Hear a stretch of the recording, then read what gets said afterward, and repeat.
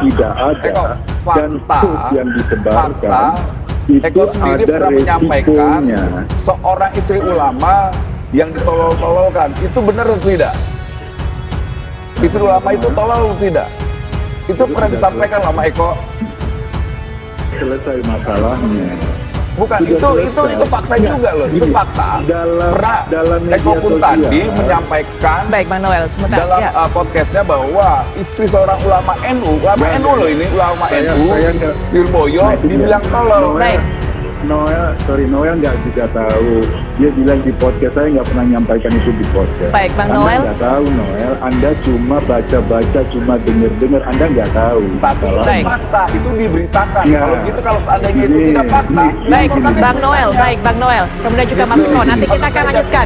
Gini, Kita- kalau Eko pun Gini. tadi merasa Sebentar, bahwa Bang Noel. kita Bang Noel. sama-sama coba ingin demokrasi ini lebih berkualitas. Sorry. Ayo kita narasikan ke depan ini soal Noel. gagasan dan program. Biar Noel. demokrasi kita bermartabat dan Baik, berkualitas. Bang Noel, tunggu Hentikan sebentar. narasi kebencian. Tunggu sebentar, Ayo Bang kita Noel. kritik Prabowo, ayo kita kritik Anies, ayo kita kritik Mas Ganjar. Itu lebih bermartabat daripada coba kita Iya. menarasikan kebencian-kebencian.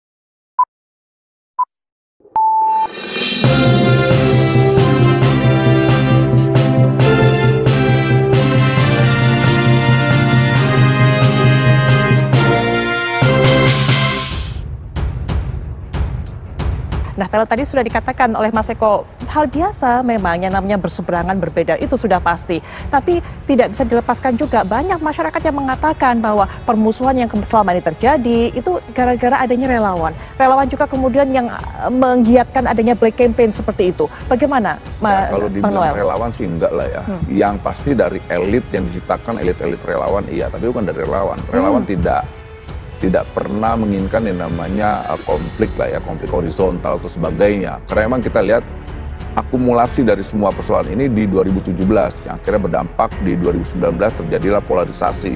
Nah, kalau dibilang relawannya enggak juga, karena ini kan ada beberapa entitas politik yang kita melihatnya sengaja memang menciptakan konflik ini. Jadi konflik ini memang sengaja diciptakan karena kita lihat ada para bandit-bandit yang coba bandit koruptor inilah ya, yang kita lihat kemarin sudah ada di Menq, lantas ada di kementerian-kementerian yang lainnya,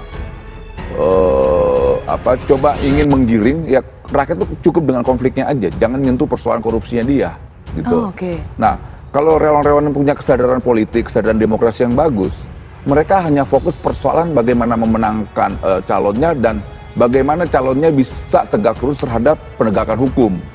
Misalnya kayak begitu loh. Misalnya ini problem bangsa ini kan maraknya korupsi di mana-mana. Maraknya, bayangkan aja, kita mau bayar pajak aja, mau ngasih duit ke negara aja, itu dipersulit, bahkan harus bayar. Itu fakta. Gitu. Belum yang lain-lain kita lihat lah. Artinya, apa yang saya sampaikan selama ini, teori saya itu benar bahwa Pak Jokowi itu dikelilingi para bandit dan garong. Itu terbukti. Nah, bagaimana menjalankan demokrasi kalau seandainya kita hanya fokus pada konflik-konflik yang tidak penting? Makanya benar sekali tadi apa yang Eko tadi bilang, ya udah kita fokuskan soal program, gagasan dan sebagainya, idenya apa, biar ke depan ini para relawan itu ketika bergerak itu ada gerakan gagasan, gerakan ide, gerakan ideologis yang diperjuangkan.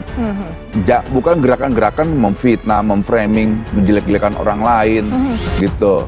Ya itu yang kita tidak mau. Tapi nggak gampang juga untuk bisa membuat masyarakat seperti itu juga. Gimana? Karena tidak gampang juga untuk membuat masyarakat itu lepas dari framing dan sebagainya, menjelek-jelekan satu sama lain. Karena banyak juga masyarakat yang mungkin tidak dewasa berpartisipasi dalam politik ini yang menjadi problem kita bersama. Nah, kita punya tanggung jawab besar terhadap problem ini, apalagi di era industri digital, ya kan? Semua orang bebas menyampaikan dengan narasi yang kira-kiranya atau bahasanya di jurnalistik itu bad news is good news, gitu. Good news is tidak baik gitu, kayak begitulah. Jadi memang dengan era digital sekarang ini kita lihat banyak kelompok-kelompok YouTuber dan yang pemahaman demokrasinya rendah, mereka coba mudah membuat narasi yang akhirnya narasi itu diambil mentah-mentah, dimakan mentah-mentah oleh publik itu sendiri. Dan ini ya kita harus punya tanggung jawab. Nah, khusus Eko, misalnya kayak kelompok Cokro TV ini, mereka harus punya tanggung jawab karena mereka yang selalu mengeskalasi konflik di tengah-tengah ini. ketika mereka menyampaikan kardun, cebong, teroris dan sebagainya. Ini sebenarnya sudah disudahin lah. Kita sudahin sama-sama, ayo. Kalau kalian dukung Ganjar, fokus dukung Ganjar. Bicara tentang program. Nah, Mas Laude ini pendukung Anies. Ayo bicara tentang programnya Anies gitu loh. Kemudian saya pendukung Prabowo. Saya akan kuatkan bagaimana gagasan-gagasan Prabowo soal rekonsiliasi, soal bangsa ini ke depan lebih baik. Nah, itu enak daripada misalnya kayak menarasikan kebencian-kebencian yang nggak ada ujungnya. Kalau kayak saya kan sebagai pengkritik, tapi mengkritik boleh, tapi jangan menyebarkan kebencian. Saya tahan mungkin sampai di situ, Mas Eko, karena disinggung namanya juga oleh Bang Noel. Silakan diberikan pandangan tadi, narasi-narasi kebencian. Noel ini agak bingung sekali. Kalau misalnya kita mengkritik orang karena misalnya menggunakan politik identitas, kita mengkritik perilaku beragama yang mentang-mentang, itu ya bukan narasi kebencian, itu fakta, itu kenyataan di lapangan, itu yang terjadi misalnya ada kekerasan atas nama agama, itu fakta. Dan kalau kita diam saja, media pun ngomongnya juga sama kok, ada kekerasan atas nama agama, ada politik identitas dan lain-lain. Itu fakta yang kita sampaikan kepada publik berdasarkan opini kita.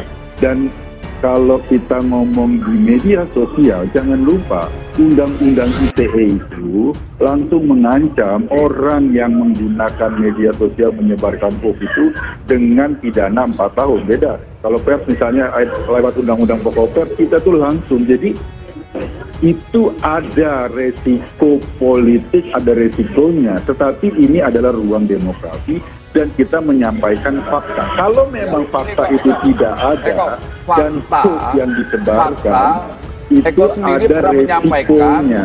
seorang istri ulama yang ditolol-tololkan, itu benar atau tidak? Istri ulama itu tolol atau tidak? Itu pernah disampaikan loh sama Eko. Selesai masalahnya. Bukan, itu fakta juga loh, itu fakta. Dalam media Eko Kun sosial, tadi menyampaikan Baik, Bang Noel, sebentar. dalam podcastnya bahwa istri seorang ulama NU loh ini, ulama NU, Lirboyo, dibilang tolol. Baik. Noel nggak juga tahu.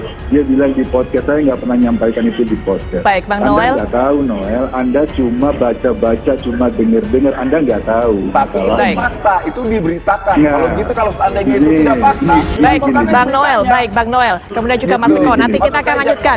Gini, Kita- kalau Eko Kun Gini. tadi merasa Sebentar, bahwa Bang Noel. kita Bang Noel. sama-sama coba ingin demokrasi ini lebih berkualitas, Sorry. ayo kita Noel. narasikan ke depan ini soal Noel. gagasan dan program, biar Noel. demokrasi kita bermartabat dan Baik, berkualitas. Bang Noel, tunggu Hentikan sebentar. narasi kebencian. Tunggu sebentar, Ayo Bang kita Noel. kritik Tunjuknya Prabowo, kan ayo kita Anda kritik Anies, ayo yang kita angkat kritik lagi Mas Ganjar. narasi Itu lebih kebencian. bermartabat daripada coba kita Iya. menarasikan kebencian-kebencian. Bang Noel, kebohongan-kebohongan kemudian Mas yang Eko, tidak kita tahan tentunya. dulu. Ya.